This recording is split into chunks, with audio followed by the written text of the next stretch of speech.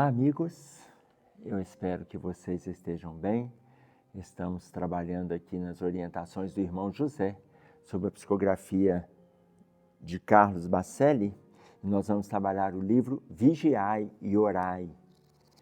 E hoje nós vamos trabalhar o capítulo Nunca te digas. Nunca te digas. Nunca te digas sem tempo para auxiliar. Então veja, o cuidado que a gente precisa ter já começa na primeira frase. Nunca te digas sem tempo para auxiliar. Aqui ele está sendo mais incisivo quando ele fala a questão do tempo. Mas muitas vezes a gente pensa também na questão de coisas. Eu não tenho nada para oferecer, eu não tenho nada para dar, eu não tenho nada para doar. E aí, eu queria lembrar para vocês a passagem de Pedro, quando ele está entrando no templo e um deficiente pede a ele alguma coisa. Só que Pedro responde isso. Eu não tenho, vocês vão ver no capítulo 3 de Atos dos Apóstolos, lá no versículo 6, ele responde assim: eu não tenho prata nem ouro. Então, a pessoa pede o dinheiro, mas ele é um deficiente.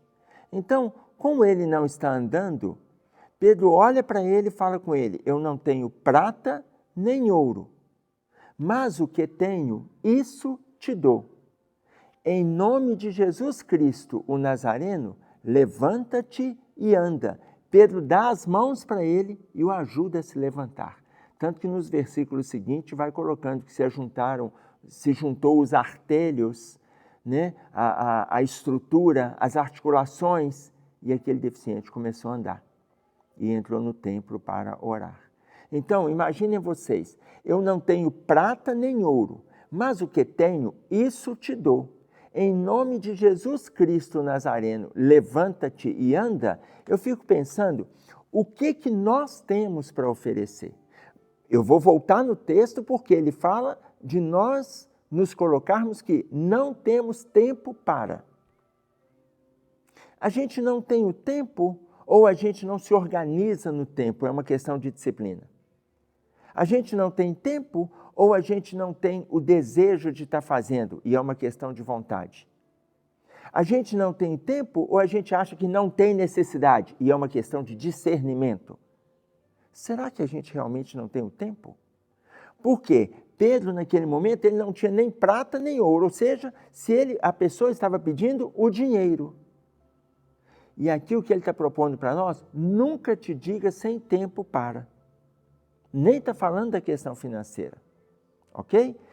Essa fala de Pedro, em nome de Jesus Cristo Nazareno, essa fala, levanta-te e anda, é a mesma que Jesus vai falar lá em Marcos, no capítulo 2, quando ele vai falar do paralítico.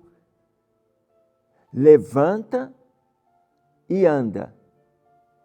Quando Jesus fala para o paralítico, levanta-te e anda, e o paralítico pega o seu leito, Jesus fala para ele, e vai para a tua casa, a mesma colocação, levanta-te e anda, é a que Pedro vai dizer.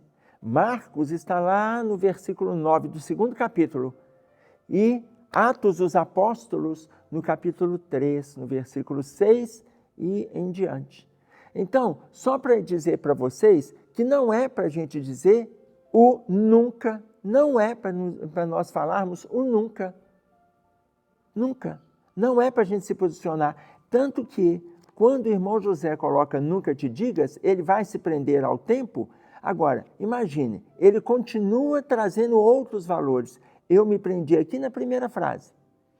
Segundo, nunca te digas incapacitado de cooperar nas boas obras.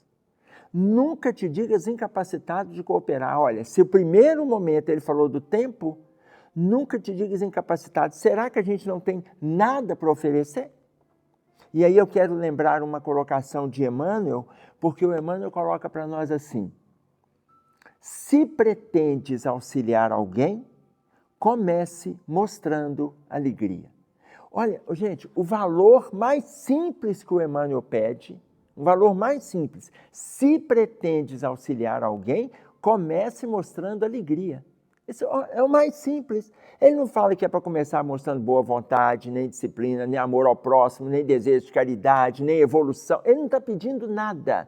O mais simples, se a gente pretende. Agora, o Emmanuel coloca isso sem nós descuidarmos da partícula si. Sem descuidarmos. Por quê? Porque depende do nosso desejo, depende da nossa vontade. Quando a gente dá guarida para essa vontade, nunca te digas incapacitado de cooperar nas boas obras. Por quê? Se eu tenho, no mínimo, que o mínimo proposto por Emmanuel é a alegria, se eu tenho o mínimo, eu já estou em condições de. Se eu tenho isso, se eu tenho este valor, eu tenho condições de me colocar como capacitado. A partir daí, vai vir o aprendizado, vai vir a atenção, vai vir a fixação daquilo que estão me pedindo para fazer, vai vir a minha predisposição, mas em primeiro momento, alegria. Volta, irmão José, nunca te digas sem ânimo para continuar enfrentando as lutas do teu caminho. Nunca te digas sem ânimo. Oh, gente, nós estamos num planeta que ele está convulsionando em provas e expiações. Eu já nem vou falar mais que é um planeta de provas. Ele está convulsionando todos os lugares. Em todos os lugares está sendo vulcânico a quantidade de situações que a gente está assistindo no planeta. Eu não estou dizendo no nosso país, não. Se ele está o tempo todo assim, a gente é que vai se apresentar sem ânimo. Atenção, nós espíritas, mais do que isso, nós religiosos, independente da religião, nós somos a última porta de conforto daquele que procura um abrigo espiritual. Nós somos a última porta. Se a pessoa já procurou médico, psiquiatra, psicólogo, já procurou psicopedagogo, já procurou pastor, mas que não estava envolvido com o que a gente vem se envolvendo. Se a gente está se envolvendo, já procurou espírita, casa espírita, mas que não estava envolvido com teoria e prática. Já procurou centro de umbanda, terreiro, olha, não interessa. Quando a pessoa nos procura, aí eu falo nos, eu e vocês que estão me escutando, que estamos lutando, não é que já conquistamos, não, que estamos lutando nesse movimento de conquistar o bem-estar, de conquistar a espiritualização, nós somos a última porta de abrigo espiritual daquele que está desesperado. Aí nós vamos nos apresentar sem bom ânimo. Se nós somos o último recurso para ele, a gente tem que ter algo para oferecer. No parágrafo primeiro, ele coloca para nós sobre o tempo, nunca te digas. No segundo, ele coloca para nós não nos colocarmos incapacitados, porque nós temos uma alegria. No terceiro, ele está falando para nós alimentarmos o bom ânimo. Bom ânimo, por quê? Está tudo convulsionando? Está, mas nós estamos firmes. Estamos firmes. E a gente vai continuar assim? Vamos continuar assim. A gente tem uma estrada pela frente. E outra, a gente sabia que isso tudo iria acontecer. A gente veio para a Terra nesse contexto, sabendo que isso tudo iria acontecer. Sabendo, avaliando aí dois contextos. Primeiro, que espiritualmente nós fizemos uma programação. Conforme coloca para nós Alexandre no livro Missionários da Luz, conversando com André Luiz e Manassés. A gente faz essa programação lá. Segundo, quando a gente vem para a Terra e começa a estudar, lá na Gênesis, no capítulo 3, vai falar para nós sobre a origem do mal.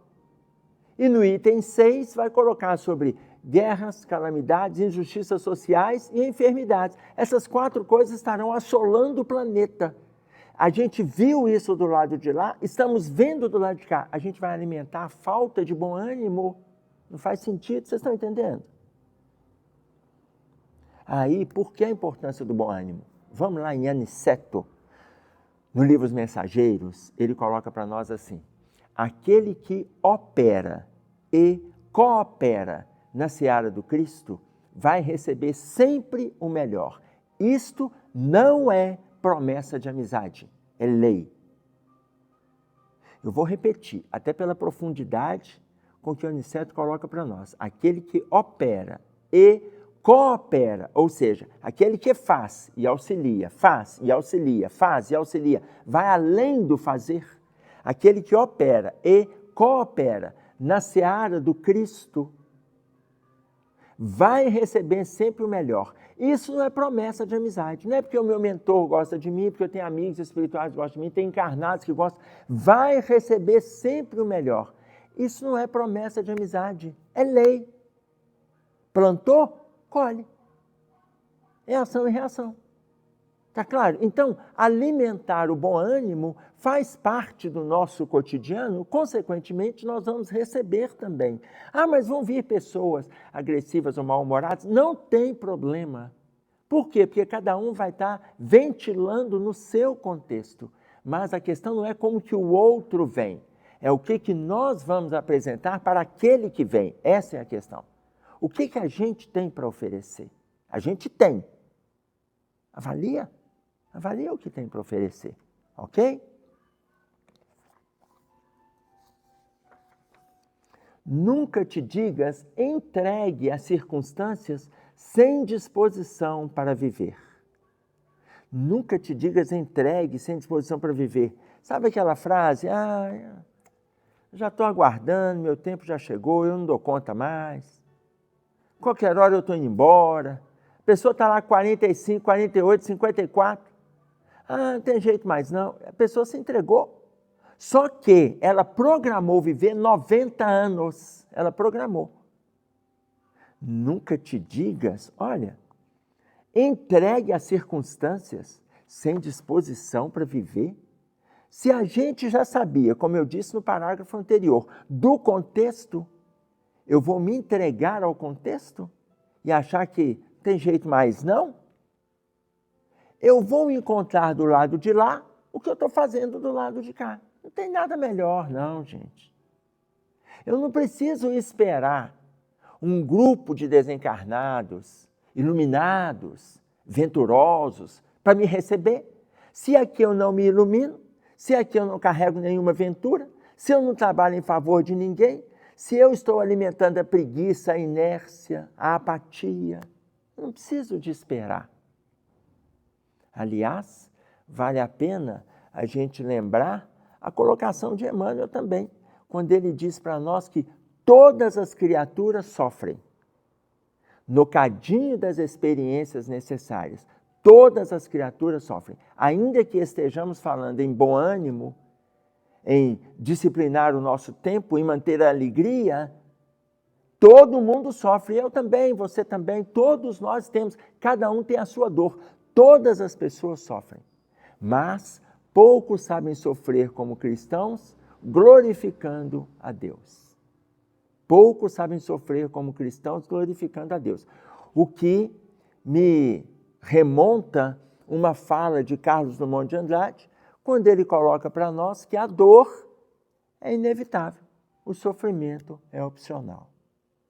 Quem dá a conotação do sofrimento é a criatura. É a criatura. Muitas vezes a gente intensifica o sofrimento, outras vezes a gente abranda o sofrimento. Com certeza que quando a gente o abranda, fica mais fácil dele ser enfrentado. Então isso depende de cada criatura. Agora, a dor existe para todo mundo. Carlos Drummond de Andrade foi muito feliz nessa colocação dele. A dor é inevitável, o sofrimento opcional. Ok? Nunca te digas fracassado na convivência com os familiares de temperamento difícil. Nunca te digas fracassado na convivência com os familiares de temperamento difícil, porque, veja, isso é muito comum os pais falarem na relação com os filhos. É muito comum. É muito comum esposas falarem na relação com os maridos. Mas eu já tentei de tudo, eu fiz de tudo. É muito comum. Não quer dizer que os filhos não falam na relação com os pais, não quer dizer que os maridos não falem em relação aos filhos e ou às esposas. Por isso é que ele coloca, nunca te digas fracassado na convivência com os familiares de temperamento difícil. Por que não nos colocarmos como fracassados? Para a gente se colocar como fracassado, a gente tem que ter segurança que a gente fez tudo que poderia ter feito por aquele familiar. Tudo.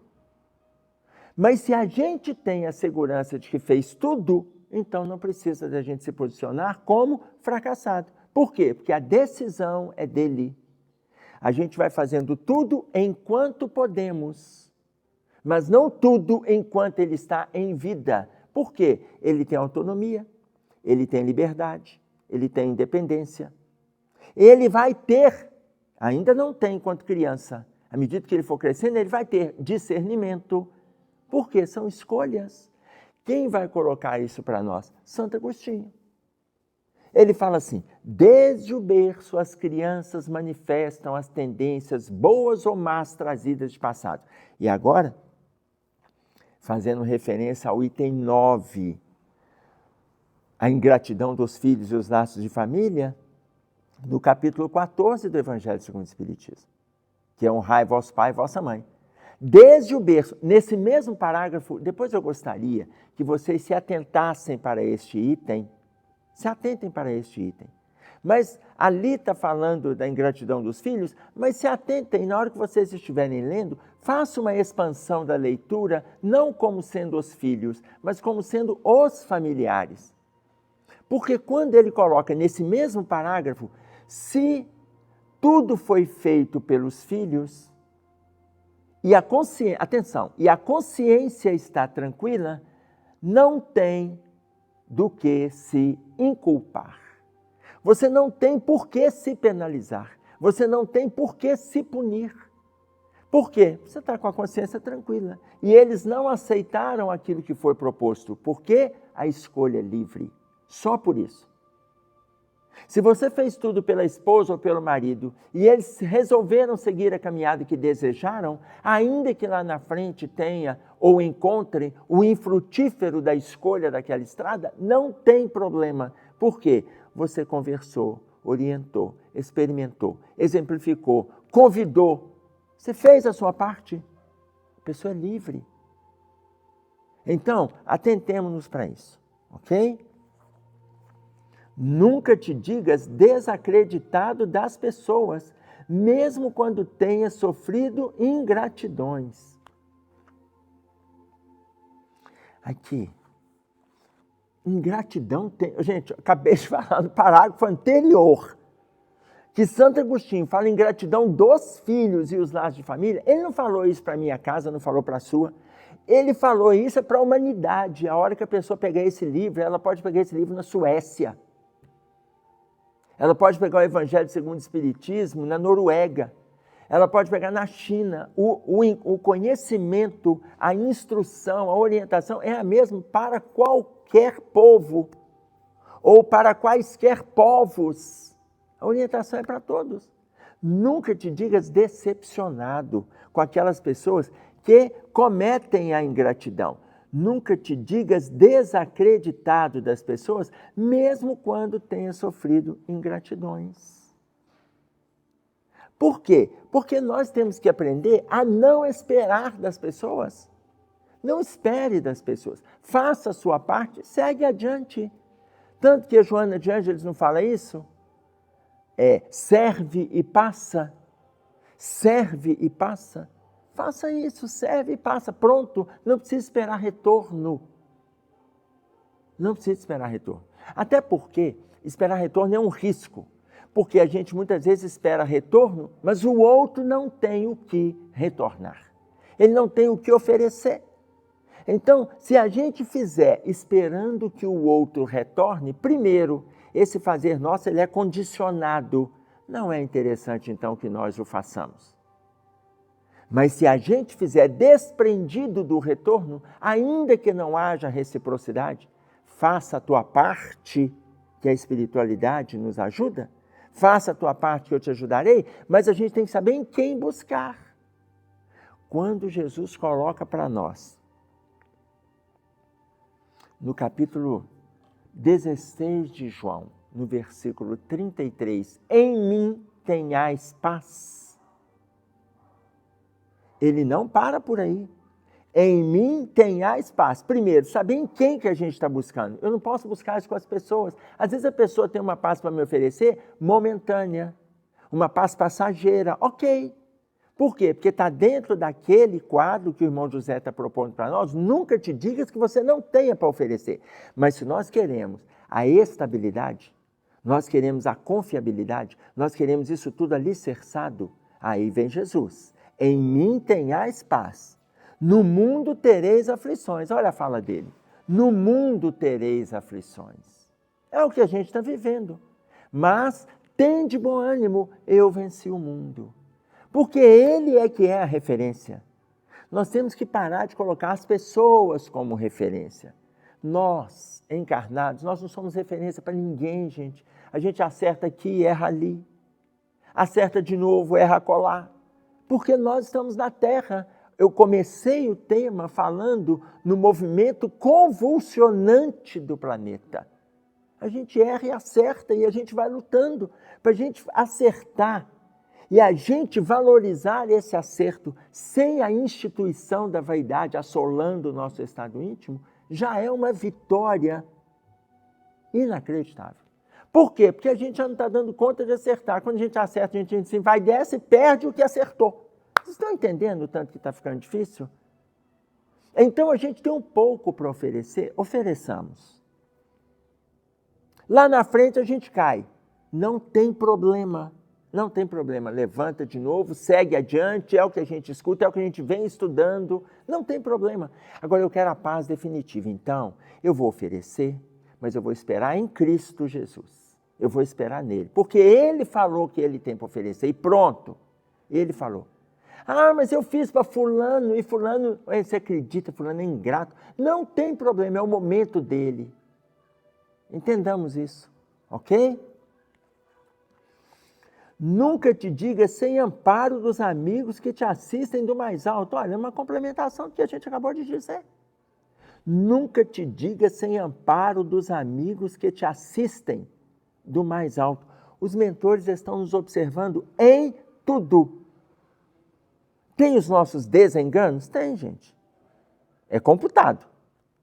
Mas também tem os nossos acertos. E tudo é computado. Depois vocês vão ver lá no livro Céu e Inferno, Código Penal da Vida Futura. No Código Penal da Vida Futura, são 33 códigos no capítulo 7. 33 códigos. O 8º código, ele vai colocar isso. O 3º, ele também faz essa abordagem. O 8º, ele vai trazer essa colocação. Tudo é computado diante da providência. Se tudo é computado, significa o quê? Os irmãos, muito melhores do que a gente, os nossos orientadores, eles estão atentos a gente. Eles estão atentos. Então, entendamos que a gente está debaixo de uma proteção. Nunca te digas inflexível em tuas opiniões. Nunca te digas inflexível em tuas opiniões. Nunca te digas inflexível. Fique atento. Por quê? Porque a gente, quando se diz inflexível, a gente alimenta a rigidez. Quando Jesus coloca para nós, andai enquanto tendes luz, ele está dizendo que alguma coisa a gente tem para oferecer.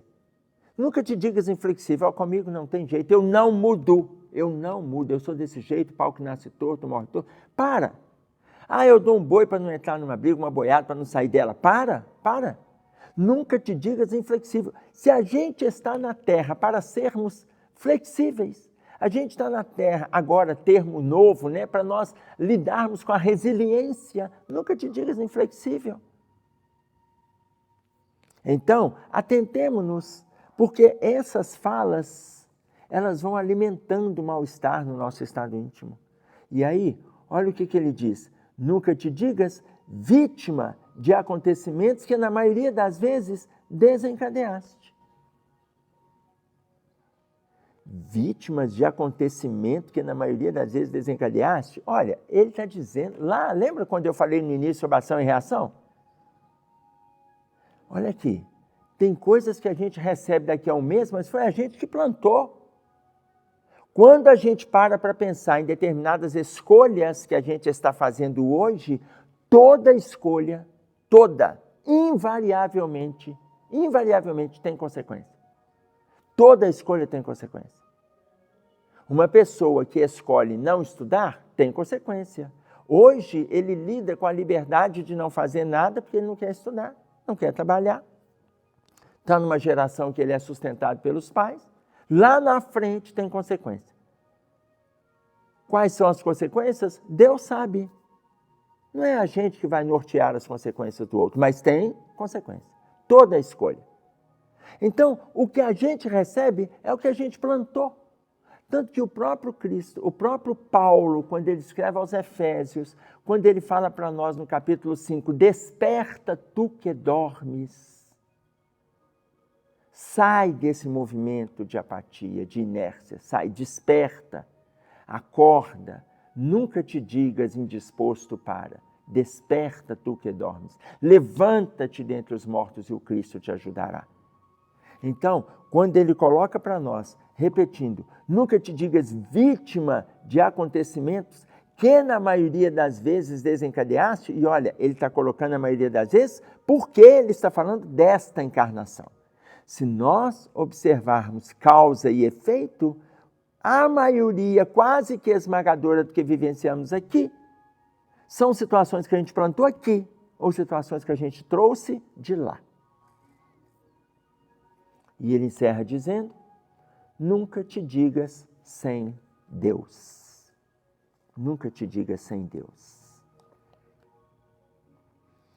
Bacana isso aqui, né? Porque no último parágrafo do último capítulo, da última obra da codificação, fazendo referência à Gênese, Kardec comenta isso para nós. E se ninguém acreditar em tudo isso que a gente está estudando, que a gente está aprendendo, que a gente está vivenciando, que a gente está divulgando, que a gente está assimilando, se ninguém acreditar, que diz a espiritualidade, se ninguém acreditar, a espiritualidade coloca assim, não tem problema algum, não tem problema algum, porque um dia acreditarão. Esse momento é nosso hoje, mas ontem não foi. E se alguém nos disse, nós passamos despercebido por esse conhecimento. Esse momento é nosso hoje. Então, nunca te digas, deem a verdadeira conotação da palavra, nunca.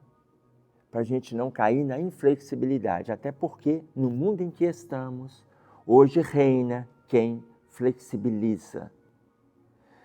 Um abraço a todos. É isso aí que tínhamos para trazer. Até breve. Fiquem com Deus.